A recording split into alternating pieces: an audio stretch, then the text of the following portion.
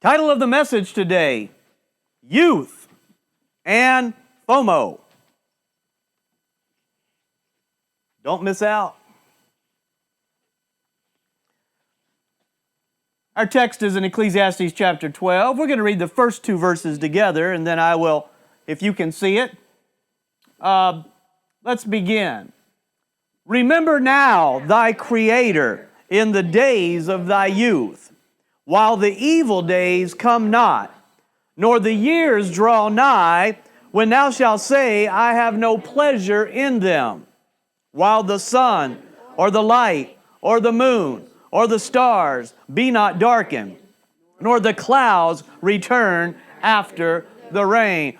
Holy God, we do pray that you will be with the preaching of thy word. Fill us with thy Spirit, Lord. God, unless you build the house, unless you give the increase, Lord, we labor in vain. The watchmen watch in vain, and I preach in vain. And I do ask, God, that you would water, that you would plow, that you would give the increase, and we thank you for it, Lord. And God, thank you for this holy Bible that you preserved through the blood of thy martyrs. In the name of the Lord Jesus, amen. You may be seated.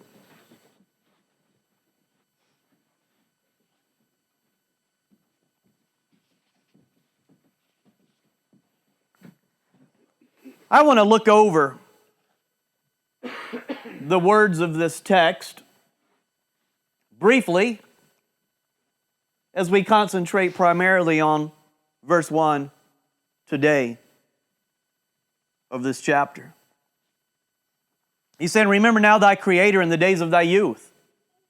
Those of you who have youth. And you're always going to be a little younger than you will be tomorrow. It says, in the days of thy youth, when the evil days come not. Evil sometimes doesn't refer to moral evil. It refers to hard times. But we know there's evil days coming to this world regardless. The whole world lieth in wickedness right now, and there's evil times coming when the Antichrist will reign. But he's talking about old age here. When the years draw nigh, remember now thy Creator in the days of thy youth, when the evil days come not, nor the years draw nigh, when thou shalt say, I have no pleasure in them, while the sun or the light or the moon or the stars be not darkened. There's a time when they will fall from the sky. But there is, in old age, they are darkened to you as you behold them, meaning your eyesight and that type of thing. Nor the clouds return after the rain. And poetically, he's going to go on to describe your elderly years. When the Bible says we should rejoice always. Rejoice always. And it doesn't mean that you're not to rejoice in the Lord. It means that in your youth, it is a special time when you ought to take hold of God in a special way to prepare for those days. He says, in the day when the keepers of the house shall tremble. Most take that to be your backbone, your bones, the keepers of the house. The strong men shall bow themselves, your bones. The grinders cease because they are few. What are the grinders? That's your teeth, your teeth. And those that look out of the windows be darkened. That refers to your eyes. And the doors shall be shut in the streets when the sound of the grinding is low. And he shall rise up at the voice of the bird. That means you're easily startled. And all the daughters of music shall be brought low. The hearing, the eyesight, the bones. And when they shall be afraid of that which is high. You don't want to fall. And fear shall be in the way. You don't want to trip. And the almond tree shall flourish, meaning the gray hair, the white hair. And the grasshopper shall be a burden, easily startled, and desire shall fail. Because man goeth to his long home, and the mourners go about the streets. Or ever the silver cord be loosed, or the golden bowl be broken, or the pitcher be broken at the fountain, or the will be broken at the cistern. Then shall the dust return to the earth as it was, and the spirit shall return unto God who gave it. We'll talk about this in a little more detail later. You get the point. Remember now thy Creator in the days of thy youth, before you begin to lose your eyes, you begin to lose your hearing, you begin to lose the ability to walk, and etc., etc. Basically, it's saying before you go to the grave, serve God before you end up in a place where you can't serve Him anymore. In one sense, when your body's lying in the grave, you certainly can't serve Him with body, soul, and spirit until the resurrection. So what does it mean to remember thy Creator? It means to get saved, obviously. Believe in the Lord. Have faith in Him in your Christian walk. Acknowledge Him in all things. Love Him. Fear Him. Rejoice in Him, but with trembling. Remember now thy Creator in the days of thy youth. He's going to tell you the conclusion of the whole matter in just a few verses. So we might as well jump down to the conclusion because we know that's what he means by remember thy Creator. He says, let us hear the conclusion of the whole matter. That's of the whole book and certainly of this chapter. Fear God, keep His commandments, for this is the whole duty of man. For God shall bring every work into judgment, and every secret thing, whether it be good or whether it be evil. So God is telling you, do not waste your youth because you're going to pay for it. Do not waste your youth by thinking you are free to live to yourself because God's going to bring you into judgment for how you lived as a young person. God's going to basically hold you accountable. And you know, it's a blessing because it says whether it be good or whether it be evil. He's going to reward you for the good you do while you're young. He's going to reward you for that. And He's going to reward you for the evil that you have done. So always remember that while you're young. You're going to pay a price. You're sowing now. A lot of people are sowing wild oats. They're sowing things they should not be sowing, and you're going to reap way more than you ever realized. I tell you what you sow, you're going to reap. We ought to serve God while you're young. You ought to recognize God while you're young. You ought to pray with your parents. You ought to pray in your families. You ought to talk to God, and you ought to talk to Him regularly. He ought to be a part of your life. He ought to be who you cast your cares upon. You ought to have a relationship with God. God tells us in Numbers that you may remember and do all my commandments and be holy unto your God. That's for every season of your life, certainly for your youth. You ought to remember God's commandments. You ought to read the Bible so you'll know them. You ought to go to church and listen and not fall asleep. You ought to spend time in God's Word and around God's people. But you have to remember. You have to remember His commandments. That's very important. Why does it say that you ought to remember your Creator? Why didn't He say remember God, thy God? Well, we don't know exactly, but the idea of a Creator, it's very important that you begin at a young age to understand you were made. You are created. You didn't evolve. No wonder in public schools, they want to fill you full of the idea that you evolved and you didn't have a Creator. See, there's something special about you knowing that you're not an accident. You were created. Your soul, your spirit were formed by God and put in a body, and you are fearfully and wonderfully made. And He tells us in Psalms 100, serve the Lord with gladness. With gladness. Come before His presence with singing. This is what we're doing today. You ought to do it in your personal life, but you ought to do it in corporate worship with the body. Know ye that the Lord, He is God. It is He that hath made us, and not we ourselves. We are His people and the sheep of His pasture. Boy, it'd be a wonderful thing if you as a young person would realize you don't own yourself. You're not in charge. You're not the master of your destiny. You're like a sheep out here in the pasture of a shepherd. You ought to do what he says you do. And whether you drink or eat or survive, it's going to be based upon him. In other words, you got to learn to live in a relationship with your Creator. You didn't make yourself. You don't own yourself. What do you mean? What does God want me to do? That's what's important. And if you can get a hold of that as a young man, remember your Creator. As a young lady, God created you. He created you. And you know what? You can tell the world that. You could tell Satan that. Whoever tempts you, you could say, you know what? I owe him my allegiance. He made me. I didn't make myself. He made me. Therefore, I owe him everything. And praise God, there's a new birth. There's first creation, then there's second creation. You owe God for both of them, amen? He not only created you, but then he gave you the new creation in Christ and saved you, redeemed you, forgave you of your sins. Wow, we owe him everything. What a duty we have. You're bought with a price. God owns you. You are created for his pleasure, not your own. And you know what? When you live for his pleasure, that is when you finally find your pleasure. But it won't work any other way. God made it where it won't work.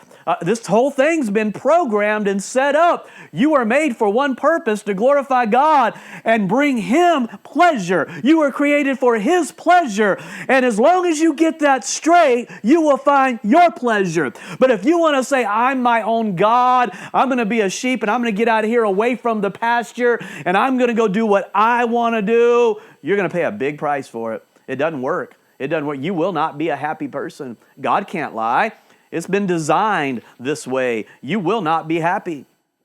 I tell you, we should remember God in our youth, and he gives us the reason. He gives us the reason. Do it now, before harder days come, in old age. You know, it'd be terrible to end up in your elderly years without God, wouldn't it? It'd be terrible to end up knowing that you're about to go to the grave without God. Oh, I tell you. You know, there's a sense where it can be harder to change as you grow old. If you can't stand now, what makes you think you'll be able to do so later? Jeremiah says, if thou hast run with the footmen, and they have wearied thee, then how can thou contend with horses? So many people say, well, I'll serve God later. You can't serve God now. If you can't serve God now, what makes you think that you'll have a tender heart later? God praises young men because their heart was tender toward God. You think your heart's going to be tender later? See, what people do is they gamble. You 16-year-olds, you 17-year-olds, you 18-year-olds. See, you want to gamble. You want to say, I think I'll have time. I think I'll have time to change. I think I'll have time to repent. I know one fella that I baptized, went out to the lake, started partying, skiing. As he was skiing, he hit a log in the water, broke his neck instantly. He's dead now. You think you have time. You think you have time. I could tell you story after story after story. You don't know who's going to be here next week. You don't know whose funeral you'll be going to. What do you mean you know you'll have time? What if the Lord comes out of the sky and catches you in sin? Boy, that's a risky gamble. And then, how do you know you will have the repentance needed in the future? If you get out here and mess with sin and get hardened through the deceitfulness of sin, what makes you think that you're going to want to repent? What a terrible gamble that is. Oh, what a dangerous gamble there is. Hey, I'm telling you, there is no certainty of a future.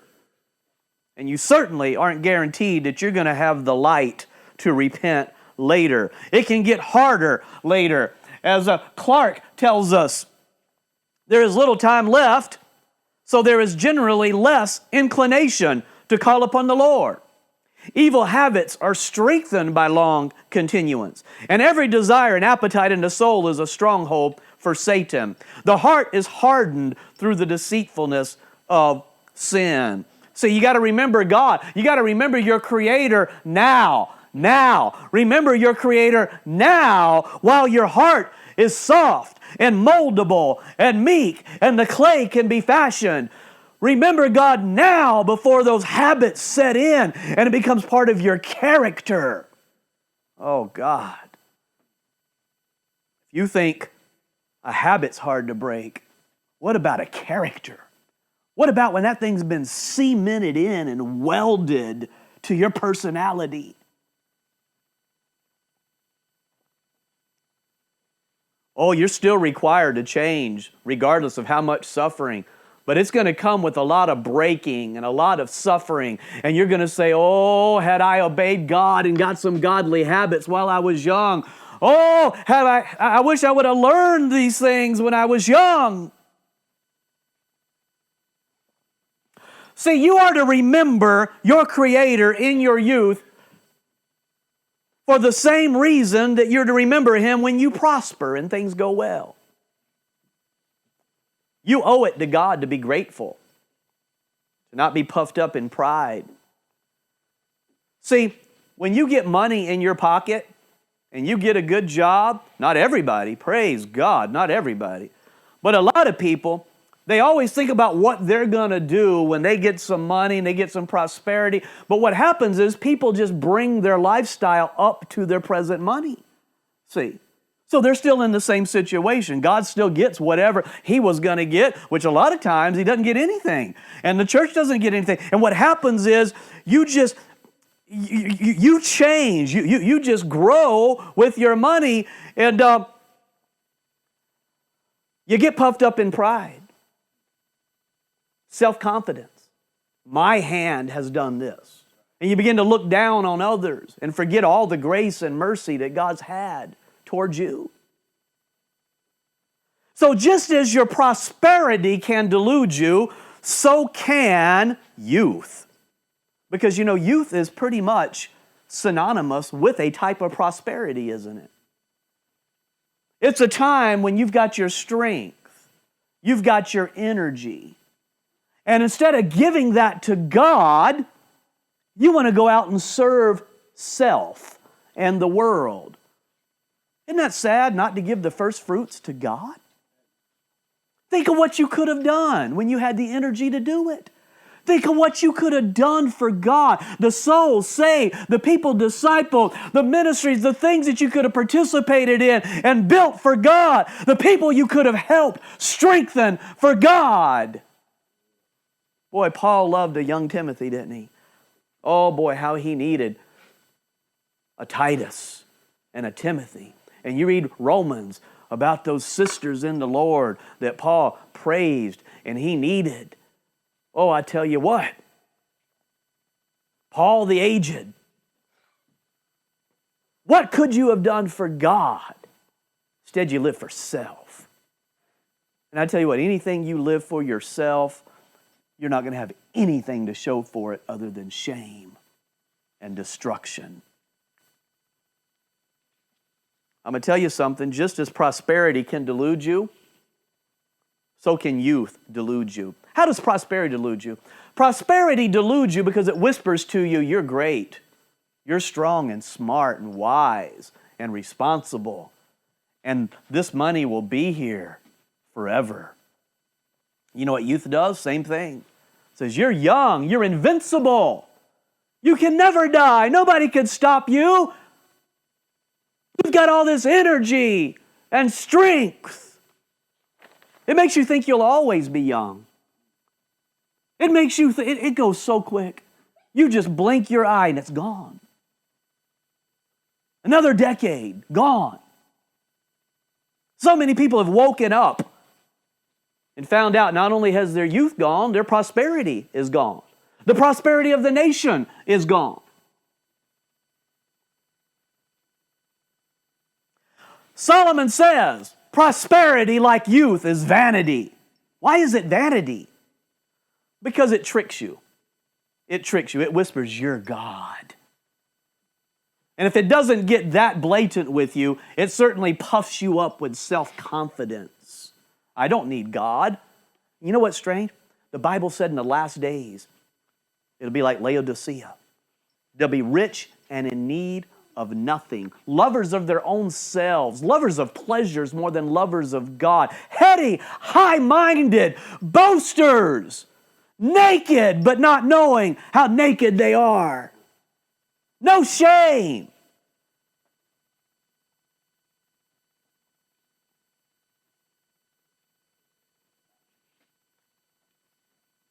He says in Deuteronomy, when thou hast eaten and art full, then thou shalt bless the Lord thy God for the good land which he hath given thee. So that's what God wants.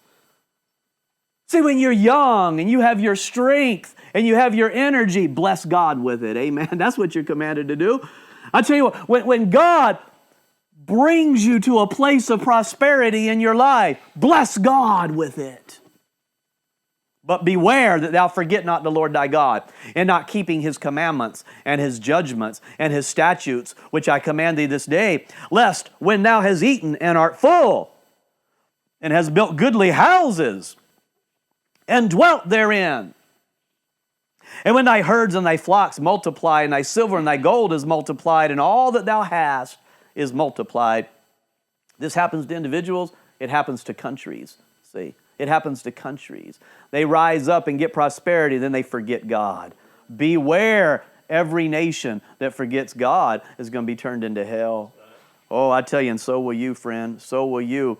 He says in verse 14, this is what's going to happen. This is what's going to happen. Then thy heart be lifted up, and now forget the Lord thy God. Why do you forget him? Because you got your youth. You don't need God, do you? Oh, you really do. You need God to move. You need God to take another breath. You need God for your heart to beat one more beat. You need God every second. God is holding every atom, whatever you want to call it. He's holding everything together and upholding all things right now. You need God to move. You need God to live. You need God to build and do anything. And you need his mercy, because he's seen everything that you've done. And he's seen what you've done with all the things he's given you. Woo, we need mercy. And thy heart be lifted up, and now forget thy God, the Lord thy God, which brought thee forth out of the land of Egypt from the house of bondage. And thou shalt say in thy heart, my power and the might of my hand hath gotten me this wealth. Remember when Nebuchadnezzar said that? He was even warned by Daniel. And all of a sudden he says, look at this kingdom, mighty Babylon, that I have built. And I'll tell you what, God humbled him. God humbled him. He became like an animal. He was eating straw like a cow. And I tell you, God humbled him. God humbled him. And God can humble you. God can humble you, young person. God humbled me as a young person. And if you think he's not going to humble you, you've got another thing coming. You've got something else coming. God will humble you. And anybody out here that's prospering and you think your power has done it and you've forgotten God, I tell you what, God will humble you. God will humble you. You won't be so high and mighty next time. I'm talking to us all here in America because we're all prosperous in some way here in America, are we not? That's right. Amen. But thou shalt remember the Lord thy God, for it is he that giveth thee power to get wealth. And it shall be, if thou do at all forget the Lord thy God and walk after other gods and serve them, like the God of pleasure, the God of money, the God of self, I testify against you this day that you shall surely perish. Hey, young man, don't let your youth delude you. You need God. You owe everything to God. You owe every breath. And you know, it's not merely a duty, but all godly duties will get you blessed in the process. Yes, it's a duty. You have a duty to serve God in your youth. But I'm going to tell you something. You get blessed when you serve God 100-fold. You don't give up anything that you don't receive 100-fold in this life and in the world to come. That's just because God's so merciful and good, isn't he? So, just like we saw in the last chapter, Solomon is saying, why would you be full of sorrow? See, Solomon doesn't look at it this way as if you're giving up something to serve God. You're going to miss something to serve God. See, he doesn't look at it that way. Well, in one way he does, but not in the way the world thinks. See, you are going to miss something. You're going to miss joy. That's what Solomon's saying. He says, remember, you've got rough times coming. You've got old age and the grave coming. Why don't you get a hold of God now and enjoy life? What Solomon's saying is you're not going to enjoy life any other way but with God. He wants you to be happy. So Solomon's saying, why won't you be happy? Remember the Creator now so you can be happy as a young lady, as a young man. Remove sorrow from your heart. We saw last week, if you want sorrow, look at the wine. That'll give you sorrow. You want sorrow, be wicked. You want sorrow, go the way of Cain. You want sorrow? Just follow sin. Forget God, and you'll have sorrow. He even tells you, you forget God, you forget His commandments, He'll add sorrow to your heart. So there's all these curses. So Solomon's saying, remember thy Creator in the days of thy youth. Why would you let Satan steal your joy? Why would you let him rob your time? The Bible says there's no peace to the wicked. So you say, I just want to go be wicked. Well, you're not going to have any peace. Why don't you live a life as a young person with peace, with joy? You know why? Because the broad way looks like it promises peace.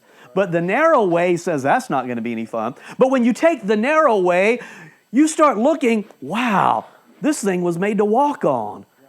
Wow. But you take the broad way, buddy, you find yourself on a cliff. Oh, I tell you what, you find yourself headed for destruction really, really quick. He said, I thought this was going to be the easy way. They always think the way that seems right to a man, but it's the way of death. It's the way of death. See, there's this way of responding to God's chastisement and correction, and it doesn't seem like it's going to bring joy. It seems like if you get around strong preaching, if you go to the wise, if you listen to your parents, if you listen to your pastor, it seems like that's not the fun way. That's not going to lead to joy. No, it doesn't seem joyous, but it works joy. It works peace. The Bible says it brings forth the peaceable fruit of holiness. Wow, and that brings contentment, which is great gain. Oh, that brings discipline. That brings maturity. That brings the ability to love and be loyal. Oh, I'll tell you, isn't that a wonderful thing? That you could go get married because you were a good person, you live righteously, so now you can survive a marriage. You know what contentment, you know what peace means, you know what contentment means, you know what loyalty means, you know what keeping a covenant means, because you learn how to do that as a young person. You learn how to resist temptation as a young person, so you can now resist it when it matters. Oh, it matters in the first fruits of your life, but it really matters in your marriage, folks. It matters when you have children and you've got so much riding, because now, I tell you what, the older you get, the more influence you have in many ways. And I'm telling you, you don't want to arrive at an older age without these things having been worked in you as a youth. We know last week it says Proverbs 13, good understanding giveth favor, but the way of the transgressors is hard. We saw Cain. God says, you know what? If you'll just do right, you'll be accepted. You need favor with your parents. You need favor with your pastor. You need favor, most of all, with God. And the Bible's saying that that's when you don't have favor, you don't have happiness. I tell you. And you're going to have a hard life. You're going to have a hard life. Live in such a way that your life will be easy compared to what it would be if you were wicked. Now, listen, you could serve God in your later years if God permits, if you're alive and you're willing. Anna, she was very, very aged, but she served God night and day with prayers and fastings. Oh, we want you to serve God in your first fruits, in the main harvest, and in the gleanings of your life. Never stop serving God. Amen. Give Him everything. Give Him everything. But listen to me. There will be things you cannot do. There will be things you cannot do when you're older. See. So there's another reason you ought to serve God while you're young. So you can use your strength for God. And the things that you can do now that you won't be able to do then, you can do. Why miss your opportunity? Why miss your opportunity? You could do a lot when you get older, but there's things you can't do. You young people can do some things. You can do some things. Take advantage of it. Take advantage of it. Invest in the things of God now. And I believe he's saying, if you don't do it, you're going to miss some great pleasures and some great opportunities that you could have had. You know, at the beginning of this message, you saw FOMO, youth and FOMO. That's not homo, that's FOMO. What is FOMO? It sounds like the wife of Momo. You know, when you think about it, FOMO, it's just as ugly as that in one sense, because I'm going to tell you something. It means fear of missing out. Fear of missing out. See, young people are plagued, especially today, that they fear if they give their life to God, they're going to miss out. I'm going to be on the outside. I'm going to miss something. And I'm getting older, and the world might end, and we might be at war, and everything's going to fall apart. I might miss out. And it's a paralyzing fear. It brings anxiety. It brings a desperation. I'm going to tell you else what it brings. It brings a bitterness. When you ought to have love and gratitude towards your pastor, towards your parents, and toward the good people in your life that are trying to help you, you end up with resentment and bitterness. There might be some young people in this room right now that have deep anger and wrath and resentment in their heart. And you know the only reason that you're full of wrath and resentment? Because you think your daddy kept you back from some fun times. You think this church and these brethren kept you back from a good time. And you've been held back, and you can't wait for that moment when you can escape so you can go have a good time that everybody's been keeping you back from because you've been missing out.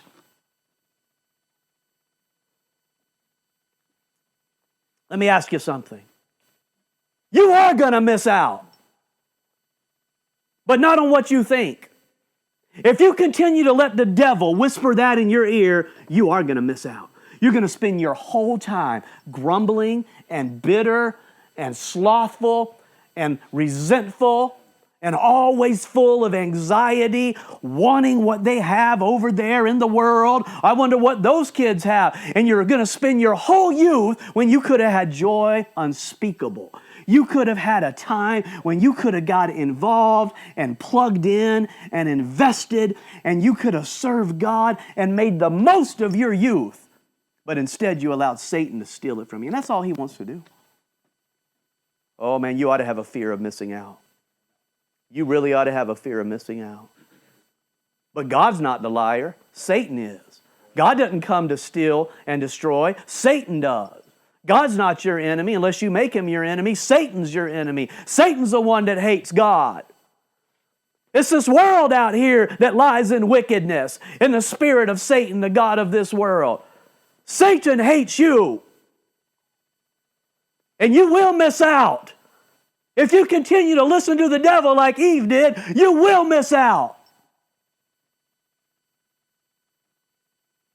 Right now is your time to learn to live with accountability while young.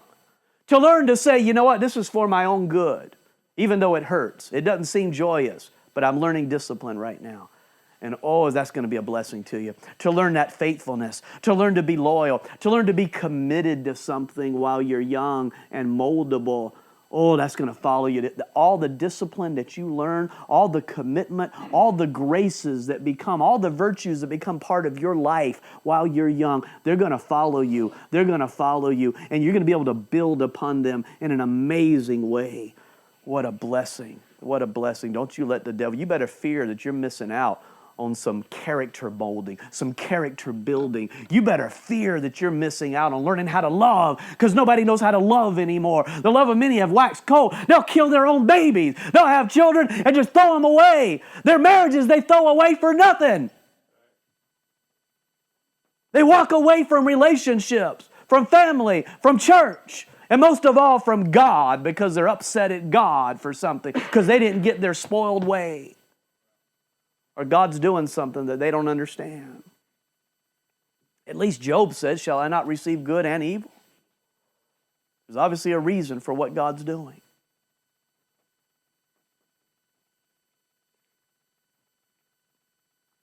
People have a problem with commitment today. And let me ask you something. If you can't love man who you can see, how can you love God who you can't see? So if you concentrate on loving God now when you're young, loving man will be easy compared to that. I tell you what, you concentrate. God, you can't see Him. You got to walk by faith. You got to get in the Word. You got to see Him in providence. You got to see Him. And I tell you what, if you learn to love God, the invisible, He will help you learn how to love everybody as you get older.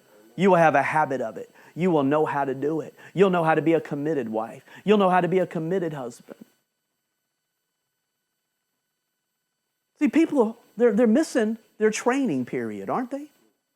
And they're entering into adulthood. Oh, I can't wait to go out here and do what? You're not even trained for adulthood. You wasted it. The whole time you were getting lessons, you were asleep because you stayed up all night playing video games. You were asleep in church. You didn't really care. When you got behind the church with somebody you could whisper to, you said, boy, I'm going to get out of here the first chance I get. You know what I mean? You know why? Because you live for self, and in many ways, you're a punk.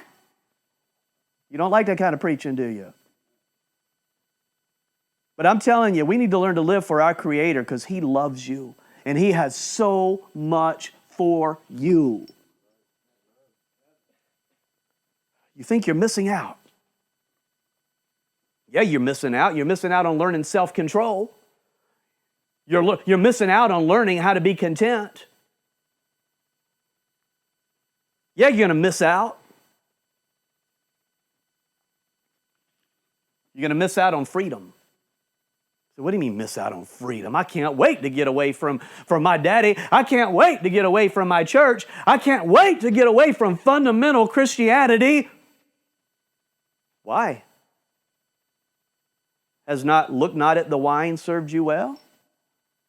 How many of you young homeschoolers have had a hangover yet? How many of you have come home and wrecked your car and ran over somebody that was pregnant and killed their little baby because you were drunk? How many of you have gone out and not even know what you did last night and have a venereal disease or some horrible thing that you caught? How many of you ended up pregnant yet because you were drunk and you don't even know who the daddy is? Oh, I suffered as a homeschool fundamentalist. Looking not at the wine. You've been saved from the curses of sin. You've been saved from the consequences of sin because somebody loved you and they preached it to you. The Bible says in Psalms 119, I will walk at liberty. I will walk at liberty, for I seek thy precepts. That's Old Testament. That's Old Testament. You tell me that's not Old Testament and New Testament. That means that book's there for you. Those rules are there for your blessing so you can be free from sin. Because if you make provision for the flesh and feed it, if you get out here and look at the wine and you get around bad people and you don't separate all those things that people that are not fundamentalists hate. Oh, they say that you shouldn't watch this movie. You shouldn't do this. You shouldn't do that. And you know what happens? You get out here and do it. Guess what? Your teeth rot out when you eat junk. You understand that? Your teeth rot out. And when you do it morally, guess what? Your soul begins to rot. And you desire sin. And you desire it more. And you want more sin. And all of a sudden, you're becoming a very, very terrible person. A very terrible person.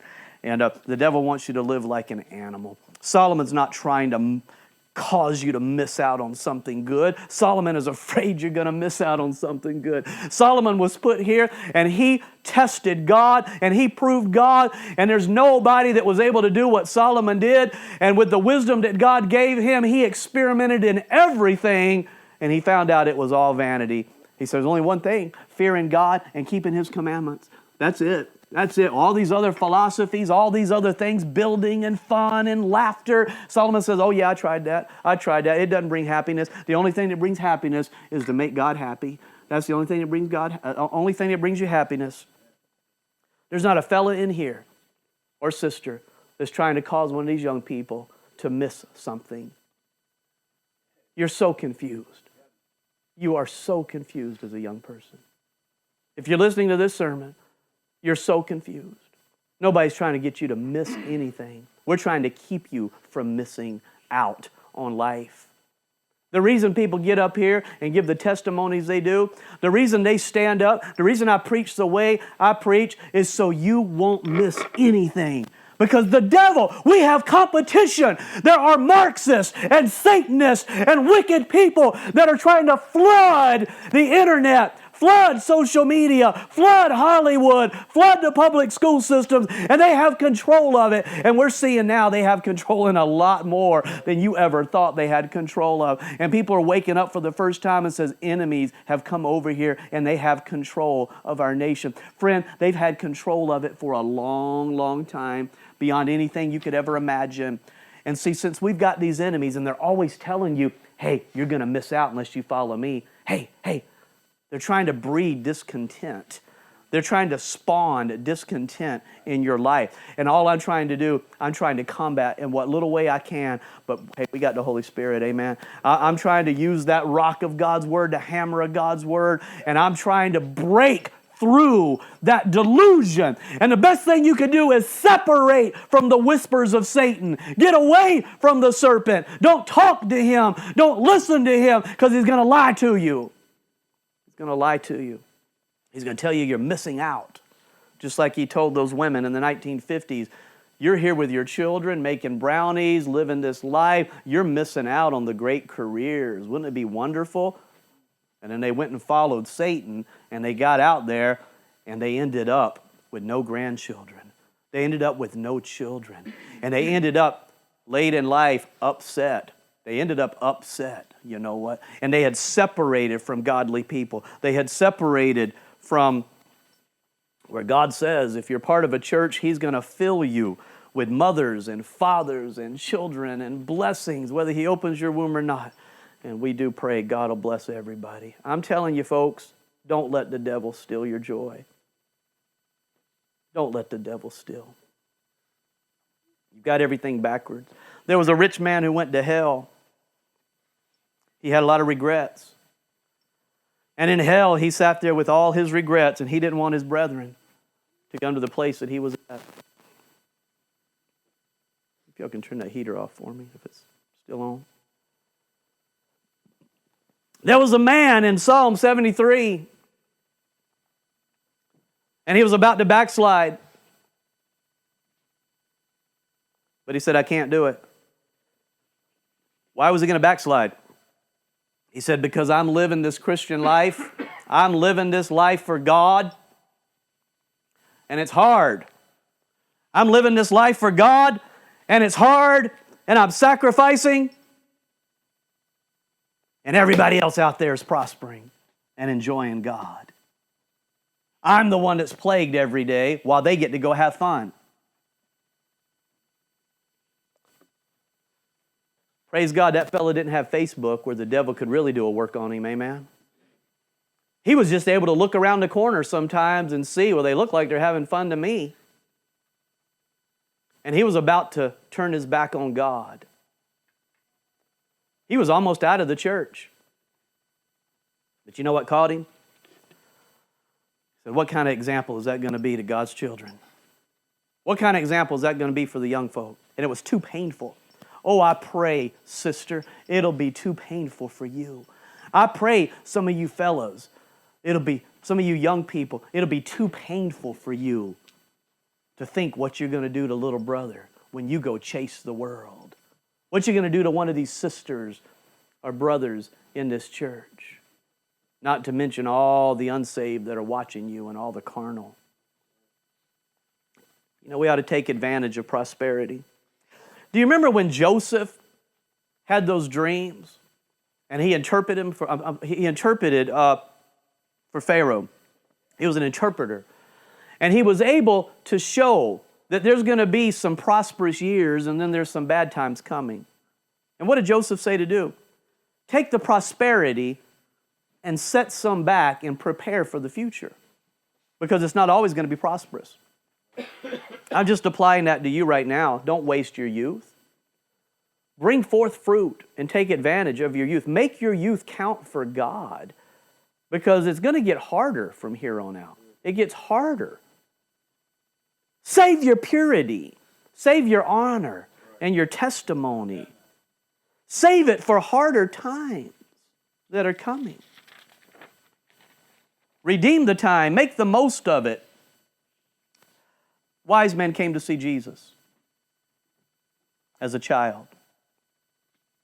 They were not magicians, nor did they see the Lord as a baby in the manger.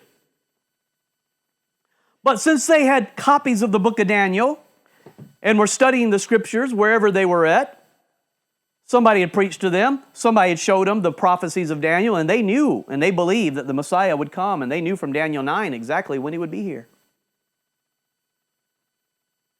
So they came to Israel to look for the child,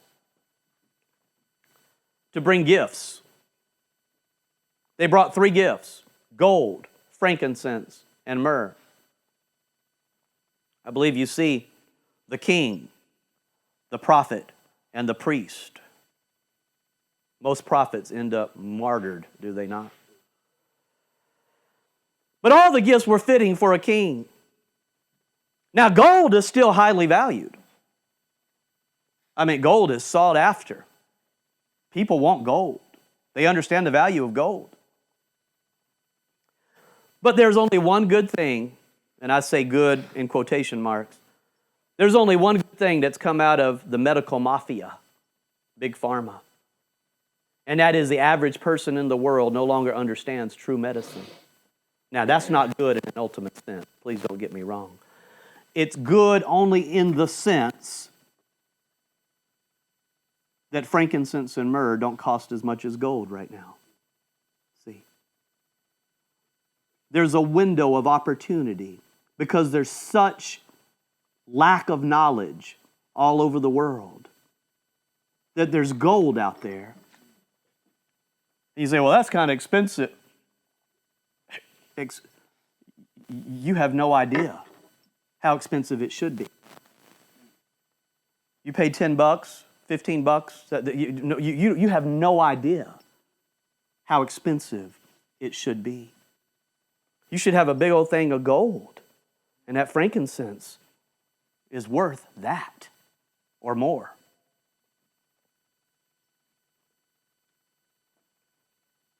Many are suffering due to this terrible misunderstanding, and that's not good. But the fact that there's such a lack of wisdom about the value of things such as frankincense and myrrh and turmeric and olive leaf and cinnamon means that although these things can seem expensive, it's nothing compared to how costly they would be when people finally understand their value. And they're awakening. They're awakening. They're awakening.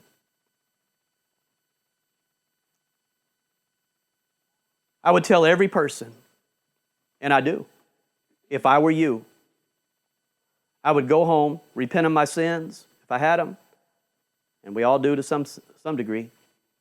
Ask God for healing, whatever you need healing in. And I would take frankincense, I would take myrrh, and I would take olive leaf every day. And I do. I do. If you're not doing this, if I were you, I would. And if I didn't feel better, I would take more amounts of it, if I were you. That's where I would start for almost anything.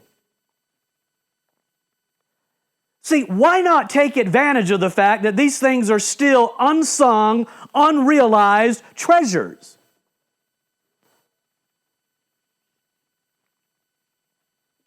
Brother Mike Berzins has found online for us a really good source.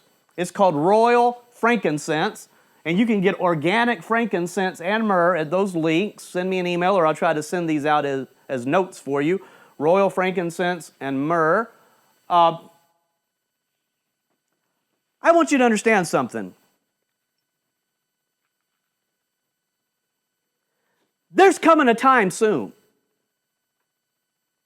we'll see in a moment, that olive leaf and grape juice are going to skyrocket in price. I don't know if you've noticed. I've been watching it because I've understood this prophecy since I've been saved. And I've been watching the price of olive oil go up, up, up. And I've been watching the bottles get smaller, smaller, smaller. And I've been watching grape juice go up, up, up in price. And I'm going to tell you something. The scientific research behind olive oil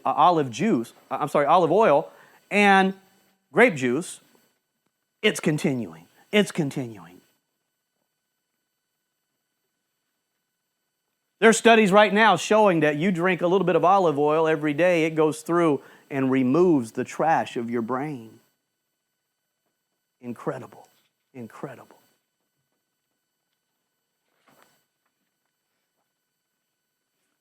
Frankincense and myrrh can regulate Th2 cells. That's what happens during allergic reactions. They can even inhibit anaphylactic shock and reaction. They're great for stress management physically, but they relieve stress without dulling your mind. Those are only a few of the amazing properties of these gums. They're anti-inflammatory, anti-cancer. They aid in stomach, lung, and oral health, and much more. I want you to take a look at something real quick, and we'll get back to the point. Here's from Molecules, 2019. Their common pharmacological effects are anti-inflammatory. This is frankincense and myrrh. They are anti-cancer. More interestingly, in traditional Chinese medicine, frankincense and myrrh, listen, have been combined as drug pairs in the same prescription for thousands of years. They brought gold, but they brought frankincense and myrrh together. Why is that? Because they're both absolutely incredible and worth silver and gold beyond measure. You put them together, and it becomes a powerhouse like you would not believe. After the combination of frankincense and myrrh forms a blend, a series of changes takes place in their chemical composition. Wow.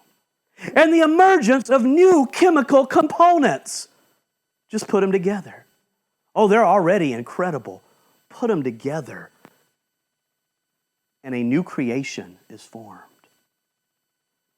At the same time, the pharmacological effects of the combination seem magically powerful.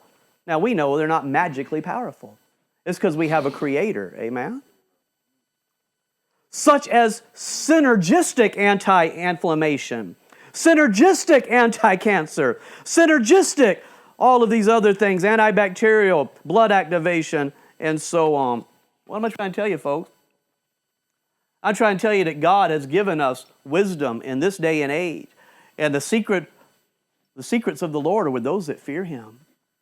And God is giving us the opportunity now, while these things are not skyrocketing, for you to go collect them and buy them and have them in your house and prepare for what's coming. Because there's going to be more pestilence, more disease. And right now, people are dying.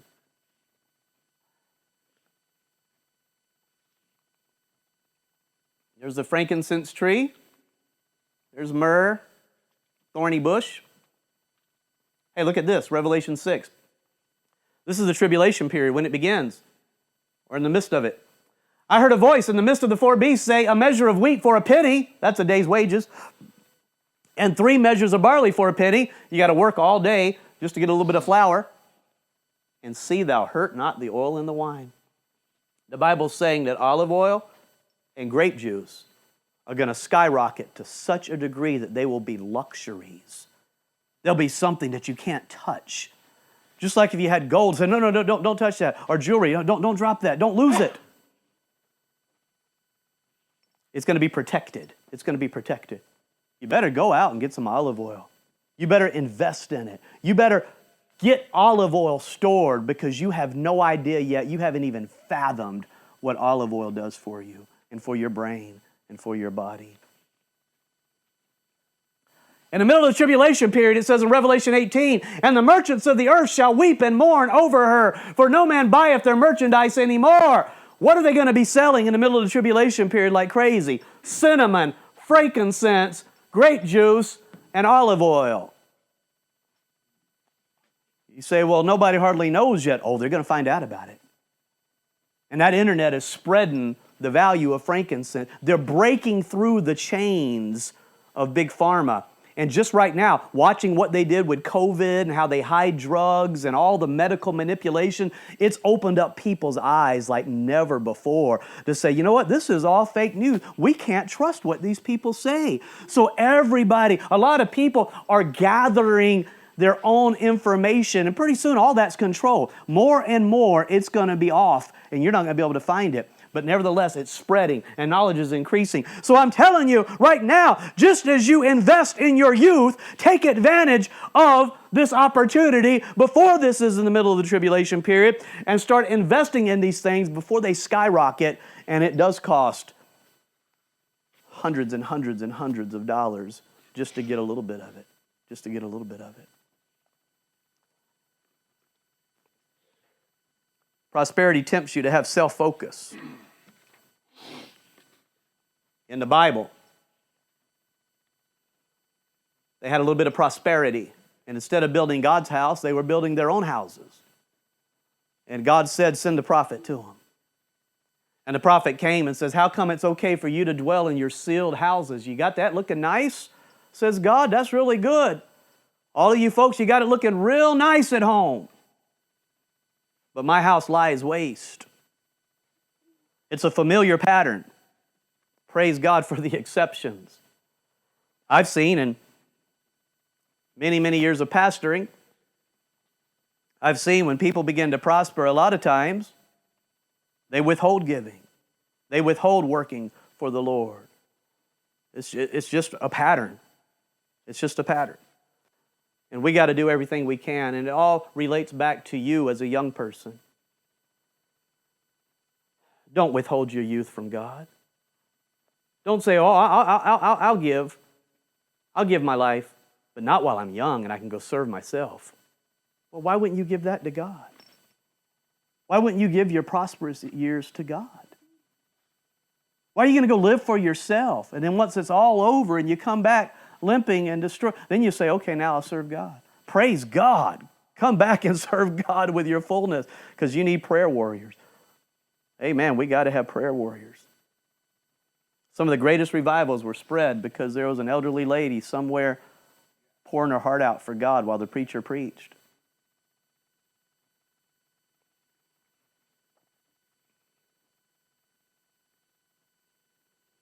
Youth is vanity. I felt invincible. I was a young man with an electric guitar. Boy, I felt invincible. I felt I could do whatever I wanted, do anything I wanted to do. I had followers.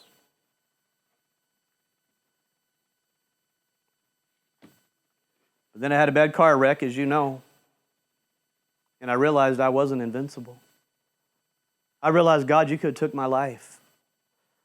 And my childhood friend that I was showing off in front of, he could be lame right now and crippled because of my stupidity. But you preserved his life and you preserved my life. Wow.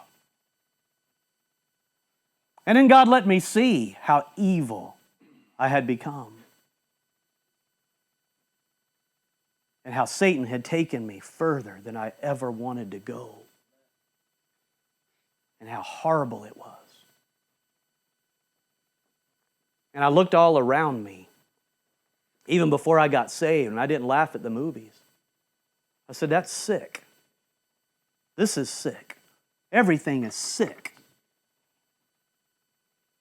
I went back to my band and I wrote a song called Free the Virgin.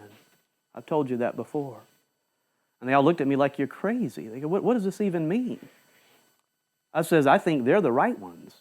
I think the kids that are withholding and doing right and waiting on God and waiting on marriage are the right ones, and everybody's out mocking them. Why are you mocking them? Why are you making fun of them when they are the right ones? They looked at me like, that's pretty crazy, Joey. That's pretty crazy. But I said, you know what? It is what it is.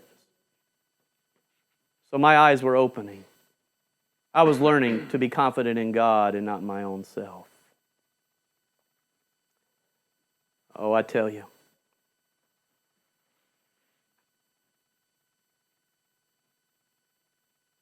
You think all things are going to continue as they are, as they were. You think the Lord's going to delay His coming, thus you don't have any fear in God. How do parents increase this whole mindset? The Bible says children are like arrows in the hand of a mighty man.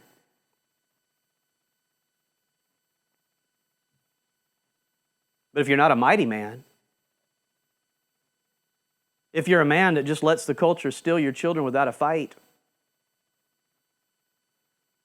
they're not going to grow up and be strong.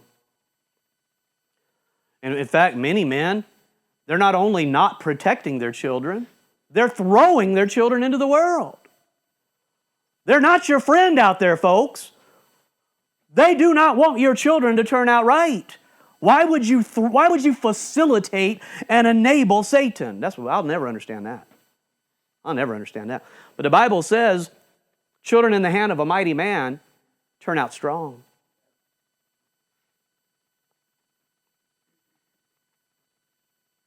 Modern research is abounding with new insight on the connection between the brain and the belly. Even though Big Pharma is trying to hide it, it's nothing new to Solomon or the Bible. They call it a second brain. It's all throughout Proverbs, Song of Solomon. God knew about it all the time. He designed it. But there's something yet they don't know that I'm going to tell you right now. They'll find out soon enough.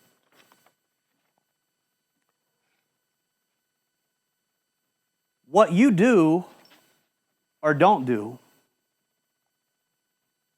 in regard to the hind end is going to affect what happens in that belly and brain. You don't believe me? I mean, you withhold correction from a child on his hind end, and their brain will be affected. The formation of their brain is affected. It's amazing. Watch this. Proverbs 20, the blueness of a wound cleanses away evil, so do stripes the inward parts of the belly. So you got a second brain and a first brain. But what they don't realize is you've got a control valve. You've got a control knob, so to speak. And whatever happens in that belly in regard to those emotions and everything else is based upon stripes. Where do stripes go? I'm not telling you to literally bring forth permanent stripes or something, but I'm telling you that the rod, as he says here in Proverbs 29, the rod and reproof give what? Wisdom. That's not in your hand, friend. That's up there in your brain. But a child left to himself bringeth his mother to shame. I'm telling you that what you do back here affects the formation of the brain. And many people are ending up with undeveloped kids. And they leave home and they've got warped brains, undeveloped brains. They're not mature. So we got to put away the hippie marijuana stuff and we got to start nurturing some brains. You know, ships, the Bible says, are turned by a very small helm. That big mighty ship. And that big boy, the decisions of that brain, whether it forms or not, can be controlled. It says in James 3, behold also the ships, which, though they be so great and are driven of fierce winds, yet are they turned about with a very small helm, whithersoever the governor listeth. See. Any little child can be made to obey if there's a governor.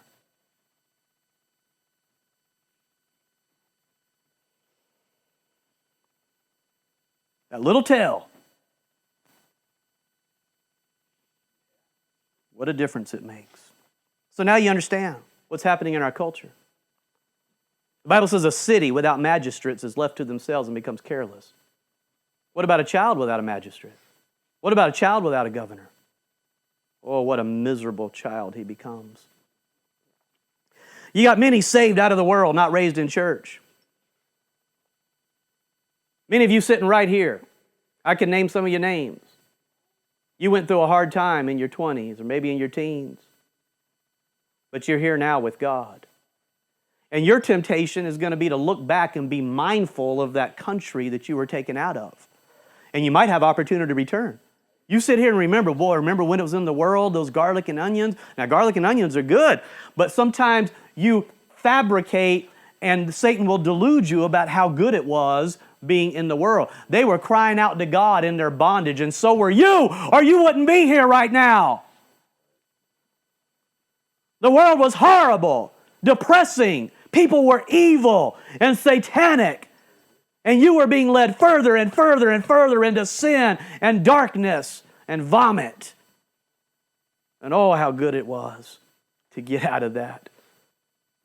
So the devil, all he can do is try to get you to remember a fake reality about what it was like before you were saved. See? Now, you youth, many in this church and listening to this sermon in other churches and homes around America and around the world, you've been raised in church. Many have been homeschooled. The devil doesn't have any personal experience. You've all sinned, but you haven't gone out and felt a full degree of consequences that many others have felt. So to you, it's still delightful out there. So what the devil has to do, he has an easier time putting a fake reality before you to say, look how fun this is. See, when some of these older adults, they say, yeah, don't believe that. That's a lie from hell. Oh, don't believe that's not what alcohol brings you. That's not what all this wickedness and unseemly things. If you think that's what it brings you, oh, pleasures of sin for a season. Oh, it's a very, very small season if it's ever. Don't make too much of that verse. Trust me. When it says pleasure, trust Solomon. He says it's vanity. It's all vanity. And you'll find out. God forbid, I hope you never do. But I'm telling you this, what the devil's going to do, instead of having a fake experience, instead of trying to remind you of memories and put delusions, he has an easier time just telling you, listen, don't trust this brother. Don't trust the preacher. Don't trust any of these other fellas that have been out in the world. They're lying to you. Or here's what you're going to do. This is what happens over and over. Young men and sisters, they say, well, you just didn't know how to handle it, but I'll be able to handle it. See, I'm sorry it didn't work out for you, but it'll work out for me.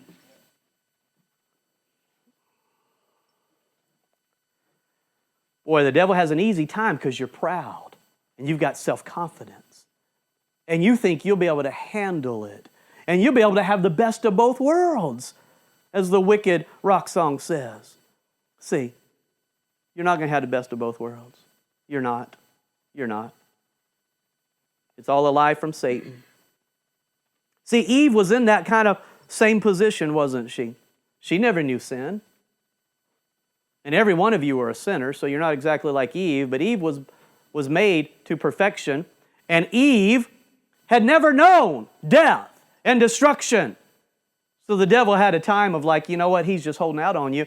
That rule that you have, if you will just go taste and partake of this tree, then you will be experienced and you'll be as gods, knowing good and evil. Think of the pleasures you're going to have that they're trying to keep you from. That church is trying to keep you from it. And that's what a homeschool person is like in many ways.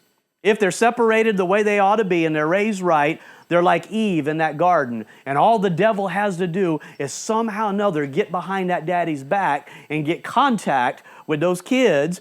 And sometimes, whether it's on the internet or whether it's some other kid somewhere or somewhere where they're looking where they ought not be looking, the devil can whisper and he began to say, just talk to me. And that's where Eve made her mistake. Because the devil even came and let Eve be the authority. Hath God said? Why don't you teach me? Is it really wrong to drink alcohol? What if you just don't go to two extremes, you know? Just get out here and have a good time in the world. Just don't be in extremes. And why don't you talk to me about it? And so many young people like Eve begin to talk to the devil. And the devil turns them against their daddy and against the church and against their pastor and against fundamentalism and says, go be experienced. Go have fun. He makes it beautiful. In school, they'll glorify pagan cultures that the Bible says are damnable. They just dug up the Aztecs and found out that there were women and babies that had been sacrificed to that false god, tortured and beheaded, just millions of them. That's what they did. They just sat around sacrificing and killing babies and children. Wow. Don't you glorify? You look at the millions of dead babies, and that's the world. That's the world.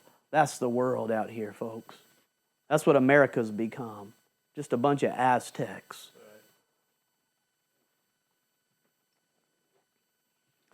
Or maybe you think it's an adult trick. You're just trying to trick me. You're just trying to control me. You know it's really fun out there, but you're just trying to trick us.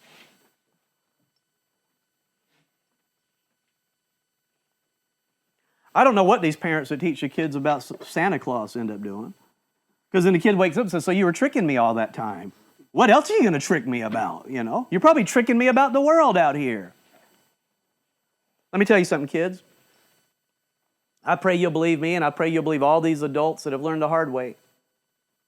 But there's one thing that you have that you can be sure of. It's not going to lie. It says in 2 Peter, we have also a what? A more sure word. A more sure word of prophecy. That's the whole Bible. Whereunto you do well that you take heed as unto a light that shineth in a dark place. What did God say? What did God say? He said, serve me now while you're young. Sin is horrible. Sin is horrible. Now these things were written.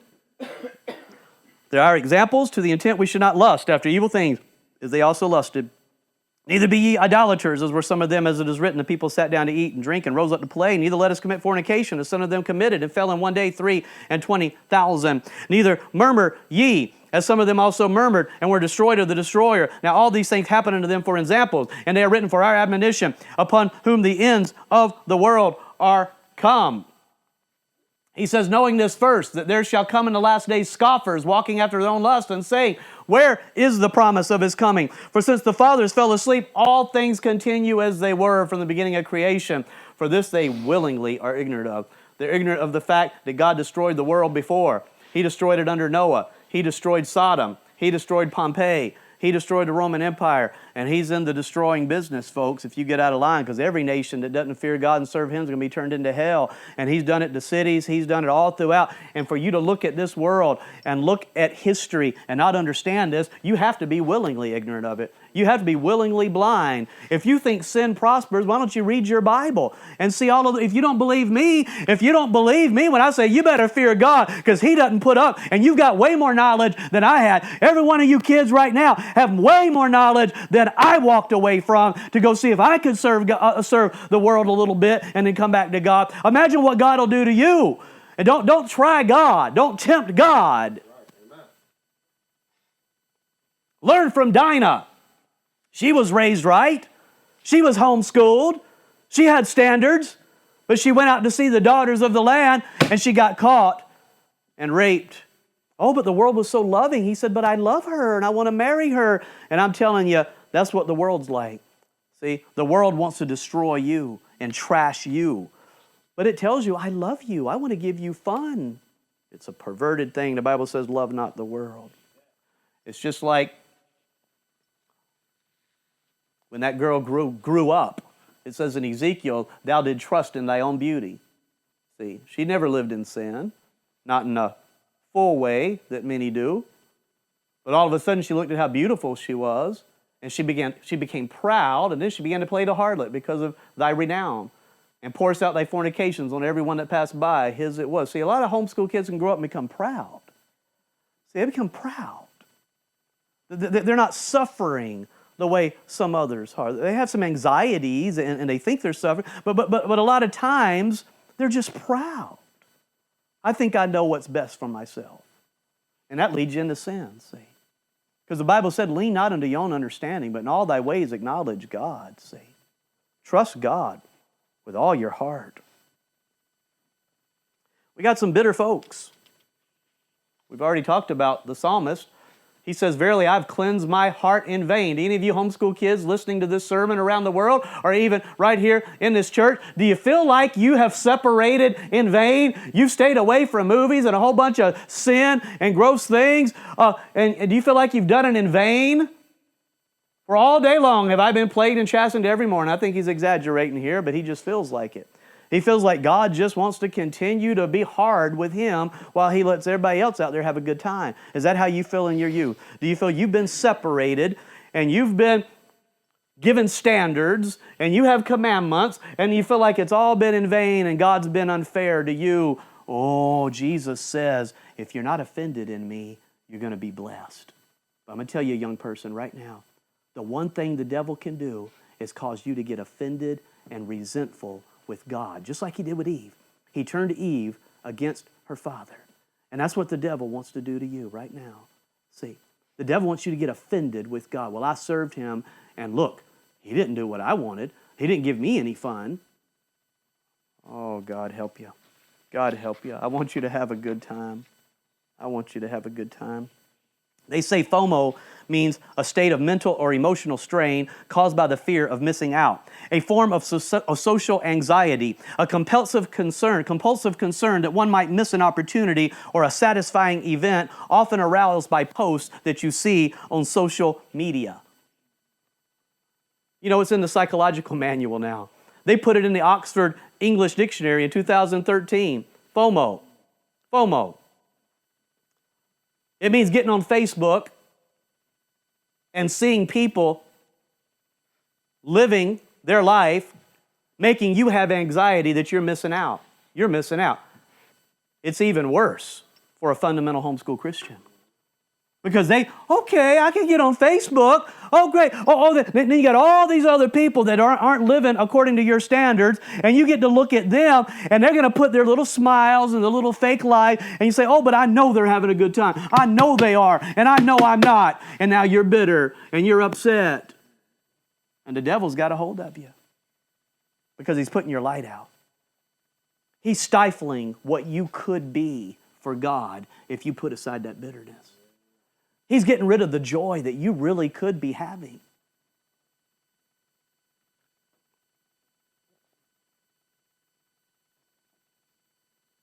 I want you to remember, sin has consequences, and the reaping is always bigger than the small seed. See, those of us who have been around a little bit, we've seen it.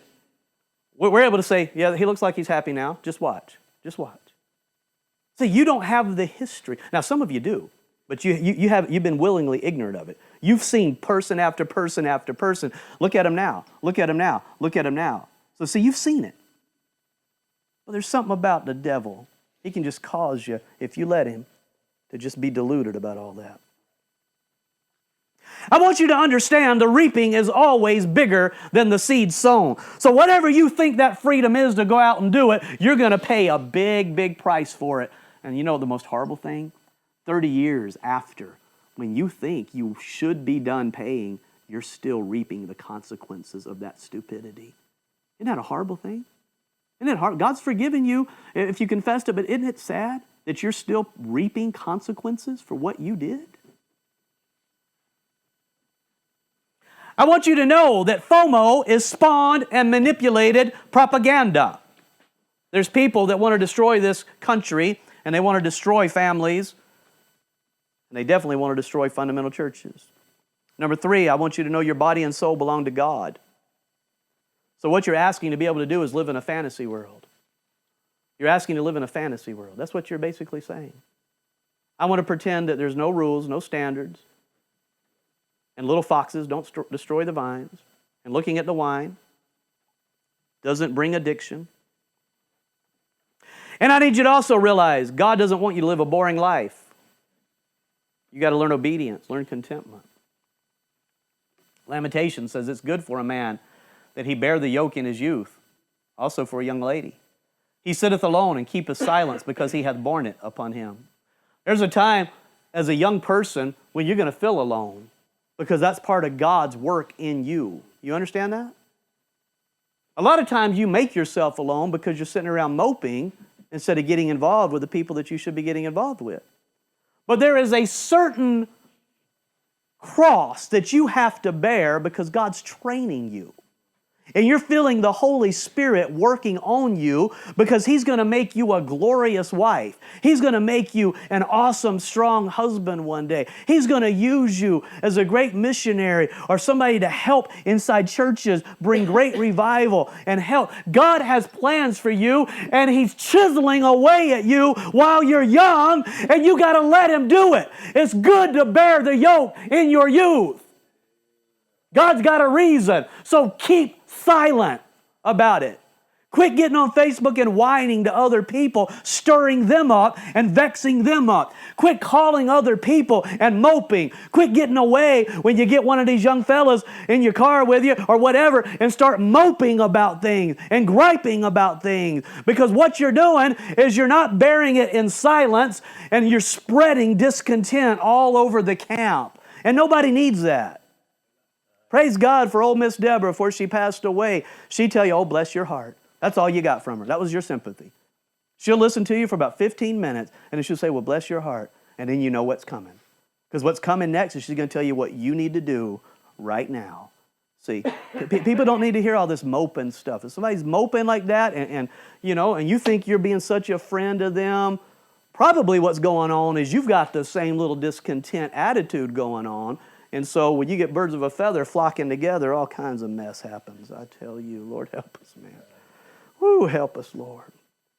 Here's another problem you got. He who has not gone under wholesome restraint in youth will never make a useful man, a good man, nor a happy man. 2 Corinthians says, but they measuring themselves by themselves and comparing themselves among themselves are not wise. Wow. I don't know if God ever showed Paul Facebook, but you talk about measuring yourself by somebody else. Kids just sit around all day. Wives sit around many times and they want to look at that social media and they look at what somebody else's life is and they get discontented and they measure themselves by themselves. They stir each other up. And I tell you, it's just rebellion is what it is in many of these situations. Yeah, I'm upset about it. They say this FOMO happened on college campuses such as Harvard after 9/11. They said when 9/11 happened that young people just started thinking, oh man, this world's going to end. So I've got to live it up right now. Epicureans. I got to eat, drink, and party. I got to experience everything because we're going to die. We're going to die. Look at 9/11. This is horrible. And you know what they did? They watched them. They watched them. And they'd go to a party and they're on their phone, and they're not talking to anybody. They're just sitting over there on their phone. Hey, I found a better party. Well, we're missing out. We're missing out. And we got to go. We got to go. And they're getting in a car. They get over there, and they sit over there in a little corner, and they're on their little phone, not talking to nobody, and they're looking. Oh, man, somebody just posted there's a better one down the road. And you know what? They've got such anxiety, such burden, they never live life anywhere. Folks, this is what I'm trying to tell you. Solomon is trying to tell you right now, you're going to miss out on life. You're going to miss out if you let the devil just convince you that you're not having a good time. Why don't you go have a good time in the Lord, amen? Why don't you go help somebody? Why don't you go get involved in something? Pour yourself into the now. Serve God, remember your Creator now. Live in the now right now. Enjoy the now. And quit always looking for something else over your shoulder. I've showed you the grass is greener by the septic tank. It always is. And that's why the devil wants you to go over there and hang out by the septic tank. I tell you what, the devil wants you inside the septic tank, my friend. If you don't believe me, you just listen to some testimonies around here. It's true. You end up burned out. You know what happened to these college kids? They ended up burned out. I don't want to do anything. Just give me a psych drug or something because I'm just burned out. I've missed everything. Yeah, because you're too busy chasing it. Amen. So are the ways of everyone that is greedy of gain, which takes away the life of the owners thereof. What is that other than, I want more out of life? I want more out of life. So did Eve, and it took away her life.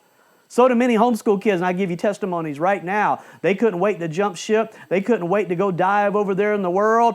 And you know what? It took their life away. It took their life away. And I've seen them over and over and over. And I've told you again and again, probably every few sermons, I've had the phone call with people who have jumped ship and called me up at the end of their battle before they die and said, you know what? Those were the happiest days of my life. I said, that's really sad because you walked around quite miserable when you were here. But if these were the happiest days, you're telling me when you left this church and were able to get out in the world and do whatever you want with no rules, no mean Pastor Joey, I tell you what, no strong preaching. You're able to do whatever you wanted to do, and you're telling me that being in church under my preaching was the happiest days that you've ever lived in your life? I'm telling you right now, God knows that I'm telling you the truth, that happened. That happened. But see, I wonder if we're just going to believe it. Why do we turn that off? Why do we dismiss that?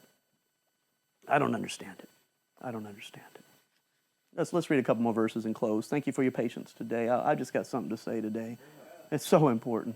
It's so important. 2 Peter, while they promise them liberty, they themselves are the servants of corruption. Where's your liberty, drunk? Where's your liberty? You couldn't survive your marriage without going out here and wanting to wander off. Where's your liberty? You're a slave to sin. And you want to make me free? What freedom do you want to bring me? No, just read on. The Bible says they want to put you in the same vomit and mud hole they're in. You were clean. How did they get you to leave your cleanliness and get in the mud hole? They say, oh, you're clean.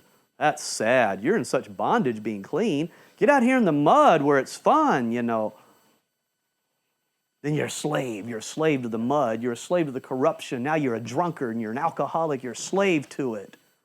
One day I'm going to make that fall down, Matt. I'm glad that you put it up there real good for us, brother. I got to understand that's not the pulpit that I can hit. Okay, look at this one. Psalms 34. Oh, fear the Lord. Fear the Lord, you saints, for there is no want to them that fear Him. The young lions do lack and suffer hunger, but they that seek the Lord shall not want any good thing. And why is the next phrase, come ye children? Why is that? Because God knows what the devil is going to make you feel like. He knows Psalm 73 is in the Bible. He knows the devil's game. We're not ignorant of his devices. So He's telling you, I promise you, says God, that they that seek Him shall not want or lack any good thing. Come, ye children, hearken unto me. I will teach you the fear of the Lord. Why do we want fear? Because it's going to make you strong and bold and really protect your joy. Protect your joy. Unless you just sit around with your arms crossed and say, I'm not going to fear God. That's just miserable. You know, blah, blah, and just whine. What man is he that desires life? And that's what you kids desire. That's what you teenagers desire. You desire life. I want to live it up, man. And I want you to live it up. I want you to live it up more than any other children in the nation. I want you to live it up the right way. But he that desires life and loveth many days, that he may see good, keep your tongue from evil. Get away from rebellion. And don't you dare utter murmuring and rebellion. Don't you cause anybody else to stumble. And thy lips from speaking guile. Well, it doesn't pay to serve God. That's guile. That's deceit. You got to wash your mouth out with soap. Organic soap, you know. Speaking guile. Depart from evil. Well, what's God ever done for me? Oh man, that's just taking away your joy. That's taking away your joy. Depart from evil, do good, seek peace, and pursue it. And He says He's going to bring you the peaceable fruit of righteousness. Righteousness if you'll just obey. God wants you to be happy, friend. He says if you'll separate, touch not the unclean thing, He'll be your God and He'll come close to you like never before. But if you haven't separated in your heart, if you're still walking around being miserable, saying, well, here, God, you got me, but I'm not glad about it. I'm going to be a homeschooled kid, and I'm going to separate, and I guess I'll just suffer while everybody else has a good time, and I'll just walk around. Is that a cheerful giver? What type of sacrifice? That's a lame sacrifice, says Malachi. That's a blind, lame sacrifice you're offering unto God. Why don't you give Him the best? Why don't you give Him and say, God, they said the table of the Lord is contemptible. I don't like my circumstances. I don't like my circumstances. God help you. I'm trying to let you know how you can have a good time. You need to be afraid of missing out. I tell you what, you do need to worry about FOMO, but not missing out of what Satan has for you. God forbid, you got it upside down. You better be afraid of missing out what God, because this whole time, this is probation. This is so you can qualify and be chosen for the coming 1,000-year kingdom after you're saved. And you will be FOMO. You will be cast out. He says, strive to enter in at the straight gate. That's the narrow one. For many, I say unto you, will seek to enter in and shall not be able. You say, wait a minute. They're not striving now. They will one day.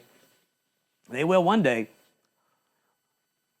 There shall be weeping and gnashing of teeth when you shall see Abraham and Isaac and Jacob and all the prophets. I'm glad they made it, aren't you? I'm so glad Jacob made it. Boy, he had a hard time. He had to learn the hard way. He come limping back to God, didn't he? Oh, I tell you what, Jacob got revival. And he said to his children, you're going to change your garments and put away your gods. We ain't dressing like that no more. We're going to Bethel and we're going to serve God. He learned the hard way. Praise God, Jacob's going to be in the kingdom. And Abraham and Isaac and all the prophets in the kingdom of God. And you yourselves thrust out. Remember that cat at the very beginning? He's on the outside looking in. Oh, I tell you, it'd be way more miserable than that poor kitty sitting in the rain. I tell you, I'm afraid of missing out. I'm afraid of missing out. Well, you're not afraid enough. You better be afraid of missing out on this. Because pretty soon everything's all over and Jesus comes and sets up this kingdom. You better be afraid of missing out. If you suffer, you shall reign. If you bring forth fruit, He shall say, enter thou into the joy of the Lord. So you got things upside down. It's through much tribulation we must enter into the kingdom of God. This is your qualifying time. You got to qualify, folks. But you know what they say? They say, but I'm going to miss opportunities. I'm missing true community that I could have.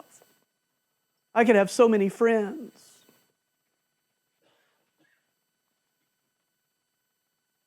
I'm afraid of missing the ship. Well, you will miss the ship. You will miss the ship if you don't change that attitude. I'm trying to help you. And I'm not going to stop. As long as I got you, I'm going to keep on stressing.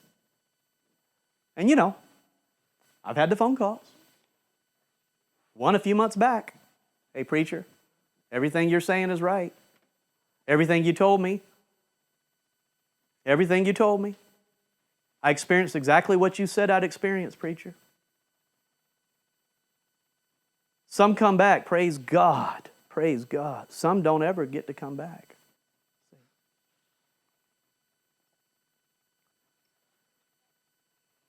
Many people reared in God-fearing homes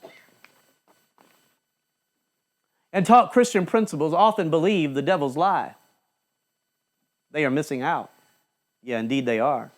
They're missing out on a mind clouded with painful memories. They're missing out on bodies scarred with the choices they have made. They're missing out on relationships built on and broken by selfishness. They're missing out on heartache and grief caused by regrets. They're missing out on deeply ingrained habits that must be battled for the rest of their life. They're missing out on wasted hours and years, never to be regained. They're missing out on empty days and lonely nights. They're missing out on everything the world and the devil has to offer. They're missing out on a ruined life and a sad old age, says Scott Pauley.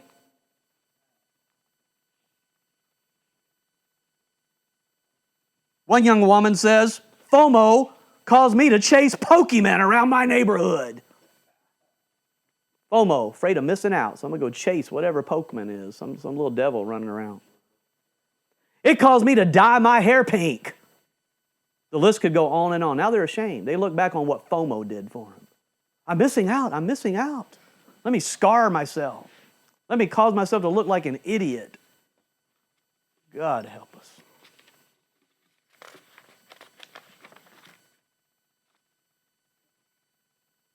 You wouldn't believe the evil Satan wants to rub in your face.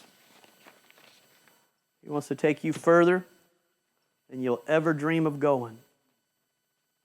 And he's going to leave you there further and longer than you ever wanted to stay.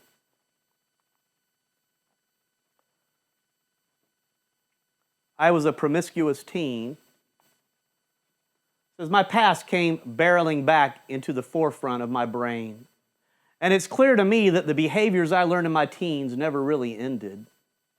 They went with me into my 20s, 30s, my marriage. What's a loving father want to save you from? That right there. See, your daddy doesn't hate you if he's a good man. He's trying to save you from that. See? What she did in her teens followed her into her 20s, 30s, and her marriage. And how I parented my daughter. It's all right there in front of me now. So talk to your daughters. Tell them that no matter what, none of it out there will lead to love. None of it will ever make boys stay. Whatever boy makes her feel pressured or uncomfortable is not a good person. That means if he's pressuring you to sin. And it is of utmost importance that your daughters hear this from you, their fathers. They can have these conversations with their mothers as well, but hearing it from the most important man in their life will make a huge impression. The thought of my daughter having to go through what I am now going through makes me want to vomit. It should upset us all, including you.